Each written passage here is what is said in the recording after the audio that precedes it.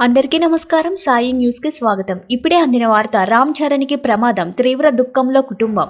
Global star Ram Charan ఇటీవల అయ్యప్ప మాల ధరించి కడపలోని పెద్ద దర్గాను దర్శించుకున్న విషయం తెలిసిందే. ఈ క్రమంలో కడప దర్గాను హీరో రామ్ చరణ్ సందర్శించుకోవడంపై నెట్టింట చర్చలు జరుగుతున్నాయి.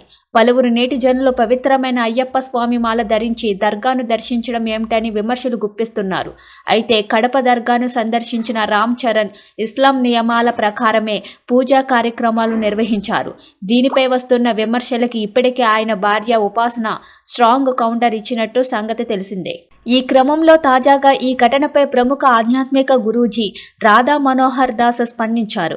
దీనిపై గురూజీ రాధా మనోహర్ దాస్ మాట్లాడుతూ, రామ్ చరణ్ దర్గాను సందర్శించడంలో తప్పేం లేదని హిందూ ధర్మ ప్రచారకర్త రాధా మనోహర్ దాస్ అన్నారు. అయ్యప్ప మాలేసి దర్గాకు ఎలా వెళ్తారు అని అంటున్నారు. కానీ రామ్ చరణ్ మిగిలిన వాళ్లతో పోలిస్తే భక్తుడు శివాలయంలో పూజలు చేస్తారు. కూతురికి క్లీంకారా అని పేరు పెట్టారు. విదేశాలకు వెళ్తే రాముల వారిని తీసుకువెళ్తారు. ఎవరో పిలిచారని వెళ్లారంతే. ఆయనకు తెలియకపోతే మనం చెప్పాలి. ఎవరికైనా చరణ్ తప్పు చేసినట్లు అనిపిస్తే నా దగ్గరకు రండి, కూర్చొని మాట్లాడదాం. అంతేకాని ఆయన గురించి తప్పుగా మాట్లాడవద్దు అని ఆయన ఓ వీడియోలో పేర్కొన్నారు. Thank you for watching this video.